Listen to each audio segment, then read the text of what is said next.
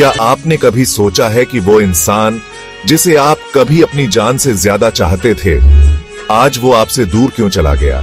क्यों वो रिश्ता जो कभी इतना खूबसूरत था अब बिखर चुका है? क्या सच में प्यार खत्म हो जाता है या फिर इसके पीछे कोई गहरा मनोवैज्ञानिक कारण है? आज मैं आपको विज्ञान के आधार पर बताऊंगा कि रिश्ते क्यों टूटते हैं, दिमाग में क्या बदलाव होते हैं जब प्यार खत्म होने लगता है, और कैसे आप अपने रिश्ते को बचा सकते हैं वैज्ञानिक और मनोवैज्ञानिक तरीके से। दोस्तों, यह जान लीजिए, रिश्ते का असली खेल हमारे अंदर ही चलता है, हमारे दिमाग में। यह शरीर तो बस एक साधन है। प्यार, नफरत, गुस्सा, ये सब हमारे दिमाग की ही तो उपज है। सबसे पहले यह समझना जरूरी है कि रिश्ते में प्यार और जुड़ाव का असली केंद्र हमारे मस्तिष्क में होता है। जब हम किसी से प्यार करते हैं तो हमारे दिमाग में ऑक्सीटोसिन नामक हार्मोन रिलीज होता है। यह ऑक्सीटोसिन ही है जो हमें उस इंसान के करीब खींचता है, हमें उससे जुड़ाव महसूस कराता है। लेकिन यहां एक और पहलू है। हमारा दिमाग एकदम बच्चे जैसा है। उसे जो चीज बार बार मिलती है उसकी आदत पड़ी डिच जाती है, और जब वही चीज नहीं मिलती तो वो बेचैन हो जाता है। ठीक ऐसा ही प्यार के साथ भी होता है। शुरुआत में जब प्यार नया होता है तो ऑक्सीटोसिन का स्तर बहुत ऊंचा रहता है। हर मुलाकात, हर बातचीत में एक नशा सा होता है। लेकिन धीरे धीरे जैसे जैसे रिश्ते में परिपक्वता आती है, ऑक्सीटोसिन का स्तर कम होने लगता है। अब वही मुलाकातें, वही बातचीतें पहले जैसा नशा नहीं देती, और यहीं से शुरू होती है रिश्तों में दरार। अब सिर्फ ऑक्सीटोसिन का कम होना ही रिश्ते तोड़ने के लिए काफी नहीं होता। एक और शक्ति है जो इस अग्नि में घी का काम करती है, और वो है कोर्टिसोल। अब दूसरी सबसे खतरनाक चीज जानिए, कोर्टिसोल। यह हार्मोन तनाव और झगड़े के समय दिमाग में रिलीज होता है, और दुर्भाग्य से रिश्तों में तनाव और झगड़े तो होते ही रहते हैं।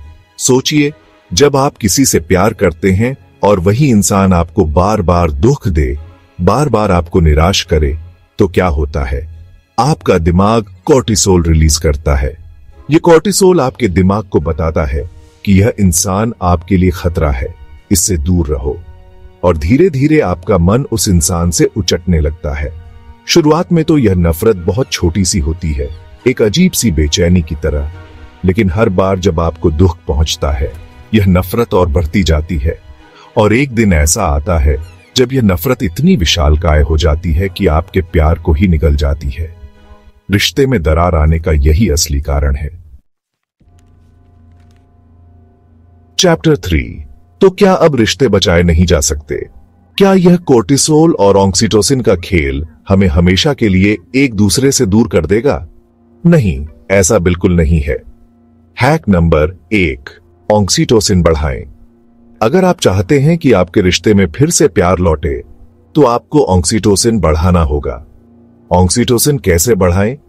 इसके लिए आपको अपने रिश्ते में वही जादू वापस लाना होगा जो शुरुआत में था। एक दूसरे के साथ समय बिताएं, प्यार भरी बातें करें, एक दूसरे को गले लगाएं। याद है जब आपने आखिरी बार अपने साथी को दिल से गले लगाया था? कब आपने आखिरी बार बिना किसी कारण उन्हें कोई तोहफा दिया था?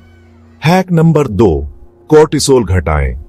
अब बात करते हैं कोर्टिसोल की। अगर ऑक्सीटोसिन प्यार का अमृत है, तो कोर्टिसोल रिश्ते का जहर। कोर्टिसोल कम करने का सबसे आसान तरीका है तनाव कम करो। अब आप सोच रहे होंगे, अरे यह भी कोई बताने वाली बात है। तनाव तो हमारे जीवन का हिस्सा बन गया है। लेकिन दोस्तों, अगर आप अपने रिश्ते को बचाना चाहते हैं तो आपको अपने तनाव के स्तर को कम करना ही होगा। योग, ध्यान, प्राणायाम, संगीत, प्रकृति, ये सब तनाव कम करने के अचूक उपाय हैं। हैक नंबर 3, यादों को ताजा करें। हमारे दिमाग की एक और खास बात है, उसे पुरानी अच्छी यादें बहुत पसंद हैं। अपने रिश्ते के शुरुआती दिनों को याद करें, जब आप पहली बार मिले थे, पहली डेट पर गए थे, पहली बार एक दूसरे को किस किया था। इन यादों को अपने मन में ताजा करें, इनके बारे में बात करें। देखेंगे आपके रिश्ते में फिर से वही पुरानी गर्माहट लौट आएगी। याद रखें, प्यार खत्म नहीं होता, प्यार भूल जाता है। अगर आप चाहते हैं कि आपका रिश्ता हमेशा जिंदा रहे तो ऑक्सीटोसिन बढ़ाएं, कोर्टिसोल घटाएं, यादों को ताजा करें। और अगर यह वीडियो आपके दिल को छू गया, इसे उन लोगों के साथ जरूर शेयर करें जिनका रिश्ता टूट रहा है। शायद आपकी एक शेयर से किसी का रिश्ता बच जाए।